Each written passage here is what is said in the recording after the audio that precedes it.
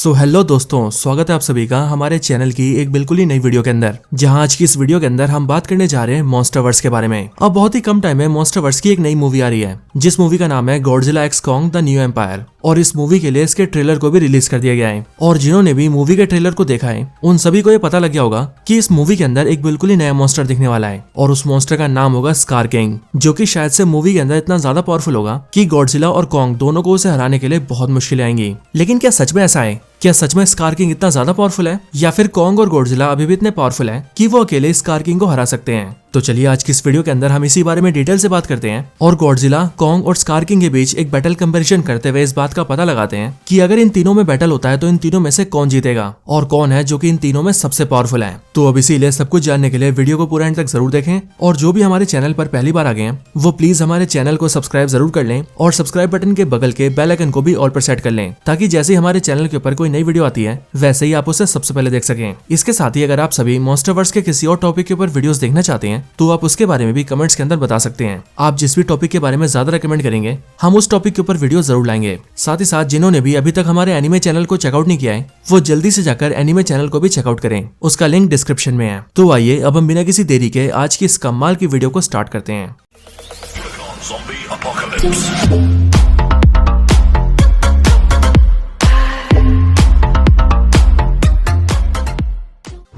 तो इस वीडियो के अंदर गॉडजिला, कॉन्ग और स्कार किंग के बैटल को देखने से पहले हम इन तीनों की हिस्ट्री और पावर्स को जान लेते हैं, ताकि हम इनके फाइट और बैटल को क्लियरली समझ सकें। तो चलिए सबसे पहले बात करते हैं गॉडजिला के बारे में। History and powers of Godzilla. तो टाइटनस गोजिरा यानी कि गॉडजिला एक जायंट रेप्टिलियन मॉन्स्टर है, जो कि मॉन्स्टरवर्स की मूवीज के अंदर सबसे पहले सामने आया था साल 2014 में आई अपनी खुद की मूवी गॉडजिला के अंदर, जिसके बाद आगे चलकर वो साल 2019 की Godzilla king of the monsters और साल 2021 की गॉडजिला वर्सेस कॉन्ग में भी दिखा था। गॉडजिला 400 फीट लंबा एक ऐसा काइजू मॉन्स्टर है जो कि लाखों सालों से जिंदा है। साथ ही साथ गॉडजिला इतना ज्यादा पावरफुल है कि मॉन्स्टरवर्स के अंदर उसे किंग ऑफ द मॉन्स्टर्स कहा जाता है, यानी कि सारे मॉन्स्टर्स का राजा। गॉडजिला की पावर्स और एबिलिटीज की बात की जाए तो इसकी एबिलिटीज में शामिल है immense strength, immense durability, amphibious nature, extreme temperature resistance, advance healing factor, sharp teeth, sharp clause, sharp senses, thermal vision और आखिर में इंटेलिजेंस। गॉडजिला के पास इमेंस लेवल का फिजिकल स्ट्रेंथ है, और ये अपने फिजिकल अटैक्स के दम पर ही एक बहुत बड़े लैंड को भी बड़े आराम से डिस्ट्रॉय कर सकता है। गॉडजिला इतना स्ट्रॉन्ग है कि गॉडजिला मूवी के अंदर इसने बड़े आराम से म्यूटो को उछाल दिया था, और अपने स्ट्रेंथ की मदद से उसे पीछे घसीटते हुए सीधा बिल्डिंग्स के ऊपर दे मारा था। गॉडजिला के पास एक लंबी सी टेल भी है, और ये अपने बैटल्स के अंदर अपनी टेल का भी इस्तेमाल बड़े आराम से करता है। और क्योंकि उसकी टेल भी बहुत स्ट्रॉन्ग है, इसीलिए अगर गॉडजिला चाहे तो अपने टेल की मदद से भी अटैक्स कर सकता है। इसके साथ ही अगर बात करें गॉडजिला की ड्यूरेबिलिटी की, तो गॉडजिला बहुत ही ज्यादा ड्यूरेबल है, क्योंकि इसकी बॉडी के ऊपर gun fires, rocket launchers, grenades, missiles और इवन न्यूक्लियर बॉम्ब के ब्लास्ट का भी कोई असर नहीं होता। यहाँ तक कि न्यूक्लियर बॉम्ब से निकलने वाली रेडिएशन तो इसे और ज्यादा पावरफुल बना देती है, क्योंकि गॉडजिला रेडिएशन को अब्सॉर्ब करके अपनी स्ट्रेंथ को इंक्रीज कर सकता है। गॉडजिला की अपर बॉडी बहुत ही ज्यादा टफ है, और इसीलिए गॉडजिला एक्सट्रीम टेम्परेचर के अंदर भी बड़े आराम से सर्वाइव कर सकता है। लेकिन अगर गॉडजिला को कोई नुकसान हो जाए तो फिर भी वो अपने आप को बड़े आराम से हील कर सकता है, और अगर उसके बैक पे लगे डोर्सल प्लेट्स भी टूट जाए तो गॉडजिला इतना कैपेबल भी है कि वो उन्हें भी फिर से रीग्रो कर सकता है। इनके अलावा गॉडजिला जंप कर सकता है, पानी के अंदर तैर सकता है, अपने अपोनेंट के ऊपर अपने दांतों से अटैक कर सकता है, फाइट में अपने शार्प क्लॉज का यूज कर सकता है, और तो और किसी और दूसरे मॉन्स्टर को सेंस भी कर सकता है। इनके अलावा गॉडजिला के पास एक बहुत ही पावरफुल अटैक है, और उस अटैक का नाम है एटॉमिक ब्रेथ। और गॉडजिला का ये एटॉमिक ब्रेथ बेसिकली एक ऐसी पावरफुल एनर्जी बीम है जो कि गॉडजिला अपने मुंह से फायर करता है, और अगर गॉडजिला का एटॉमिक ब्रेथ किसी को लग जाए तो उससे बड़े से बड़ा मॉन्स्टर भी नीचे ढेर हो सकता है। मॉन्स्टरवर्स की मूवीज के अंदर हमने साफ देख रखा है कि गॉडजिला का ये एटॉमिक ब्रेथ वॉरशिप्स को डिस्ट्रॉय कर सकता है, जमीन के अंदर छेद कर सकता है, और यहाँ तक कि इसका एटॉमिक ब्रेथ कॉन्ग को भी नुकसान पहुंचा सकता है, और इसीलिए कॉन्ग भी एटॉमिक ब्रेथ से बचता है। इसके साथ ही गॉडजिला की फर्स्ट मूवी के अंदर जब गॉडजिला के फिजिकल अटैक से म्यूटोस नहीं मर रहे थे, तब जाकर गॉडजिला अपने एटॉमिक ब्रेथ का यूज करता है और म्यूटो का मुंह खोलकर एटॉमिक ब्रेथ को उसकी बॉडी के अंदर डाल देता है, जिसके बाद उसके इम्पैक्ट की वजह से म्यूटो की डेथ हो जाती है। इसके साथ ही मॉन्स्टरवर्स के अंदर मॉन्स्टर जीरो यानी कि किंग गिडोरा, जो कि नॉर्मल कंडीशंस के अंदर गॉडजिला से भी पावरफुल है, उसके ऊपर भी गॉडजिला के एटॉमिक ब्रेथ का बहुत असर होता है, क्योंकि Godzilla king of the monsters के अंदर भी हमने ये देखा है कि जब गॉडजिला किंग गिडोरा के ऊपर अपने एटॉमिक ब्रेथ का यूज करता है तो वो उसके इम्पैक्ट की वजह से उसे बहुत पीछे धकेल देता है। लेकिन अगर ये सब भी काम ना आए तो गॉडजिला के पास एक और एबिलिटी है, जिस एबिलिटी का नाम है थर्मोन्यूक्लियर पल्सेस। बट ये गॉडजिला की एक ऐसी खास एबिलिटी है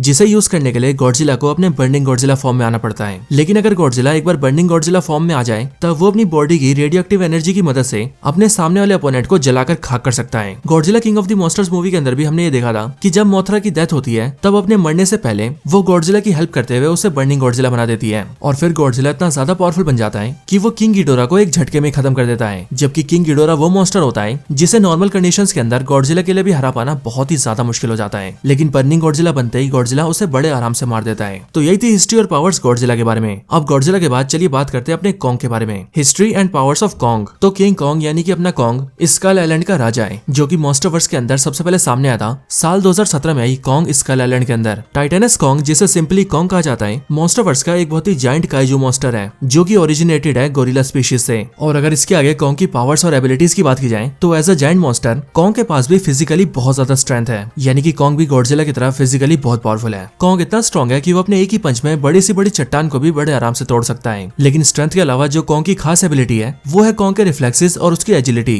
कॉन्ग इतना फास्ट और एजाइल है कि वो क्लाइम करने में बहुत तेज है और इसीलिए कैसी भी जगह हो कॉन्ग उसे बड़े आराम से क्लाइम कर सकता है। हालांकि कॉन्ग की ये एबिलिटी उसके बैटल्स के अंदर उसके बहुत काम आती है, क्योंकि गॉडजिला वर्सेस कॉन्ग मूवी के अंदर हमने साफ देखा था कि जब वहां पर गॉडजिला और कॉन्ग एक दूसरे से फाइट कर रहे थे तब उस बैटल के अंदर कॉन्ग की ये एबिलिटी उसके बहुत काम आती है, क्योंकि जैसी गॉडजिला उसके ऊपर अटैक्स करता है वैसी कॉन्ग फटाफट बिल्डिंग्स के ऊपर चढ़ जाता है और गॉडजिला के अटैक्स को डॉज कर लेता है। और साथ ही साथ जब कॉन्ग अटैक्स करता है तब उसके लिए भी उसकी एबिलिटी उसके काम आती है। कॉन्ग की ड्यूरेबिलिटी भी बहुत ज्यादा है और कॉन्ग इतना ज्यादा ड्यूरेबल है कि वो ना सिर्फ स्कल क्रॉलर्स के अटैक से सर्वाइव कर सकता है बल्कि उनके शार्प टीथ से काटे जाने के बाद भी कॉन्ग के ऊपर कोई खास इंजरी नहीं होती। इसके अलावा कॉन्ग बैटल कॉम्बैट्स भी जानता है और इसीलिए वो ह्यूमंस की तरह हैंड टू हैंड फाइट्स भी कर सकता है। इन सब के अलावा कॉन्ग बहुत ही ज्यादा इंटेलिजेंट है, जो कि ये जानता है कि कब उसे क्या करना है, ह्यूमन से कम्युनिकेट कर सकता है और गॉडजिला की तरह ही कॉन्ग के सेंसेस भी बहुत शार्प हैं, क्योंकि गॉडजिला वर्सेस कॉन्ग मूवी में हमने देखा था कि जब गॉडजिला कॉन्ग के पास आ रहा होता है तब उसके आने भर से ही कॉन्ग उसे सेंस कर लेता है। और क्योंकि कॉन्ग गॉडजिला को सेंस कर सकता है इसीलिए वो बाकी दूसरे मॉन्स्टर्स को भी सेंस कर सकता है। इन सब के भी ऊपर कॉन्ग की एक स्पेशल एबिलिटी है और वो है weapon proficiency, which means Kong इतना काबिल है कि वो किसी भी ऑब्जेक्ट को या टूल को एक वेपन की तरह शेप दे सकता है और उसे एक वेपन की तरह यूज भी कर सकता है। और ये एबिलिटी सिर्फ कॉन्ग के अंदर नहीं बल्कि उसकी स्पीशीज के सारे मॉन्स्टर्स के अंदर है। और क्योंकि गॉडजिला के एटॉमिक ब्रेथ से लड़ना उनके लिए थोड़ा मुश्किल होता है इसीलिए कॉन्ग की स्पीशीज ने एक ऐसा पावरफुल एक्स भी बना रखा था जो कि गॉडजिला के डोर्सल प्लेट से ही बना था। And Godzilla versus Kong movie के अंदर जब कॉन्ग को ये वेपन मिलता है तब वो गॉडजिला से लड़ते वक्त ना सिर्फ उसके एटॉमिक ब्रेथ को उसके अंदर अब्सॉर्ब कर लेता है बल्कि फिर वो उसी का यूज गॉडजिला के खिलाफ भी करता है। और इसके साथ ही वो गॉडजिला से लड़ते वक्त अपने वेपन से गॉडजिला के ऊपर बड़े तगड़े अटैक्स करता है। यहाँ तक कि जब कॉन्ग का सामना मेका गॉडजिला से होता है तब उस टाइम पर तो वो अपने वेपन का यूज करके मेका गॉडजिला के टुकड़े टुकड़े कर देता है और हम सभी को ये दिखा देता है कि कॉन्ग वेपन्स का यूज कितने बढ़िया तरीके से कर सकता है। तो ये थी हिस्ट्री और पावर्स एंड एबिलिटीज कॉन्ग के बारे में। अब गॉडजिला और कॉन्ग दोनों की हिस्ट्री और पावर्स को जानने के बाद चलिए अब बात करते हैं अपने लास्ट प्लेयर के बारे में, जो कि है scar king. History and powers of scar king. तो इस स्कार किंग के बारे में अभी हम ज्यादा तो नहीं जानते,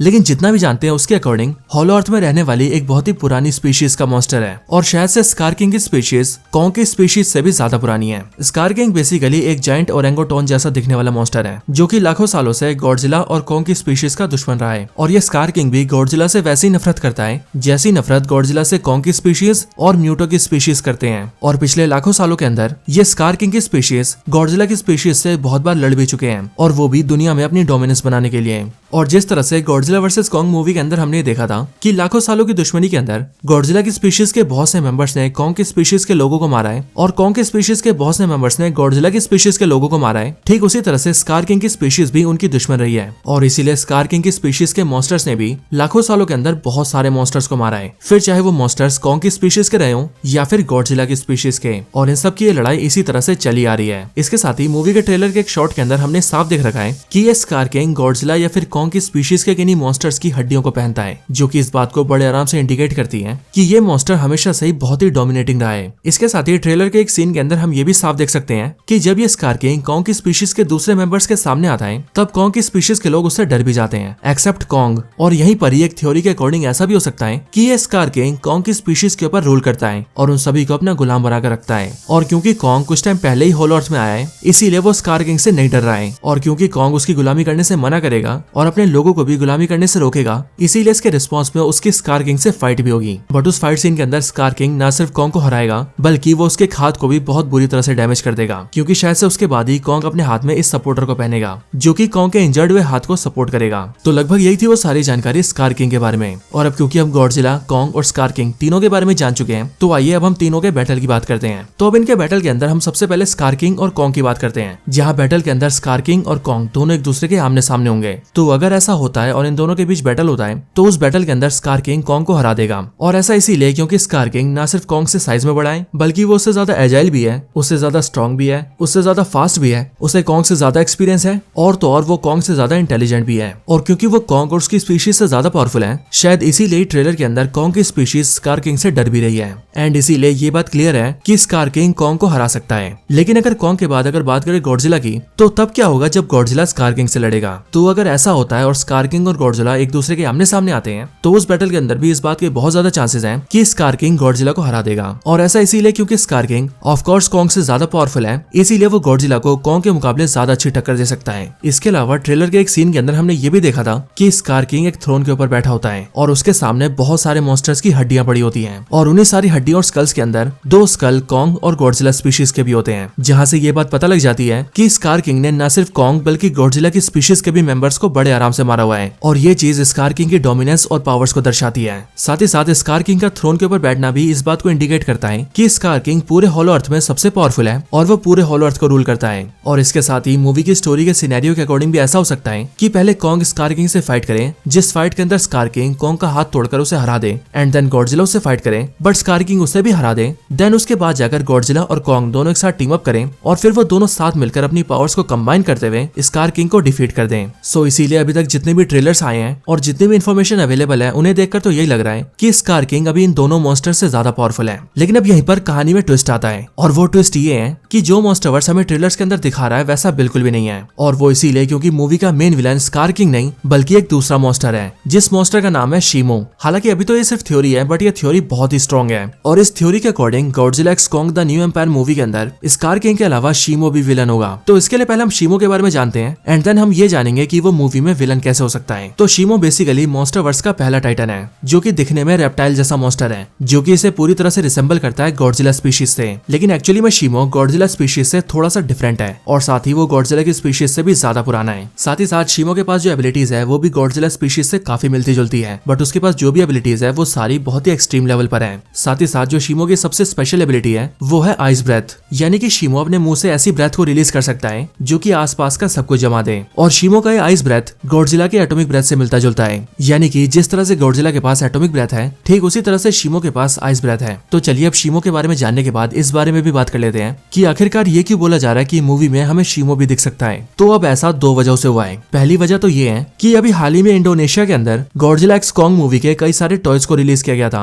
और उन्हीं सारे टॉयज में से एक टॉय शीमो का भी था, जो कि देखने में बिल्कुल गॉडजिला की तरह था, और उसकी बॉडी का कलर पूरा व्हाइट था और इसके डॉर्सल प्लेट्स ब्लू कलर के थे। और ये टॉय शीमो का ही था, ये हम इसीलिए कह सकते हैं क्योंकि एक्चुअल में जापानीज में शीमो का मतलब होता है बर्फ जैसा सफेद या जमा हुआ। और क्योंकि शीमो का भी ये टॉय भी पूरी तरह से सफेद है और इसके पास भी आइस की पावर्स है, इसलिए आप सभी भी इस बात को बड़े आराम से समझ सकते हैं कि ये टॉय शीमो का ही है। इसके अलावा शीमो के होने का एक और हिंट है, और वो हिंट ये है कि अभी हाल ही में मॉन्स्टरवर्स ने कॉल ऑफ ड्यूटी गेम के साथ कोलैबोरेशन किया था, और उस कोलैबोरेशन के बाद गेम के अंदर मॉन्स्टरवर्स की कई सारी वॉल पेंटिंग्स दिखाई गई थी, और उन्हीं सारी वॉल पेंटिंग्स में से एक वॉल पेंटिंग के अंदर शीमो भी दिखा था, जहां से भी ये बात क्लियर हो जाती है कि मूवी के अंदर शीमो हो सकता है। इसके अलावा अगर दूसरी थ्योरीज की बात करें तो वो सारी थ्योरीज निकलती है गॉडजिला एक्स कॉन्ग मूवी के ट्रेलर से, क्योंकि जैसा कि मैंने बताया कि शीमो के पास ऐसी पावर्स हैं कि वो अपने मुंह से आइस ब्रेथ रिलीज कर सकता है और अपने आसपास की चीजों को जमा सकता है। और इसीलिए अगर आप सभी ने ट्रेलर देखा हो तो ट्रेलर के अंदर एक सीन ऐसा भी आता है जहां पर गॉडजिला बहुत सारे आइस से कवर होता है, लेकिन तभी गॉडजिला उस सारे आइस से बाहर आता है और फिर वो किसी के ऊपर अटैक करता है। हालांकि वो किसके ऊपर अटैक करता है वो हमें नहीं दिखाया जाता,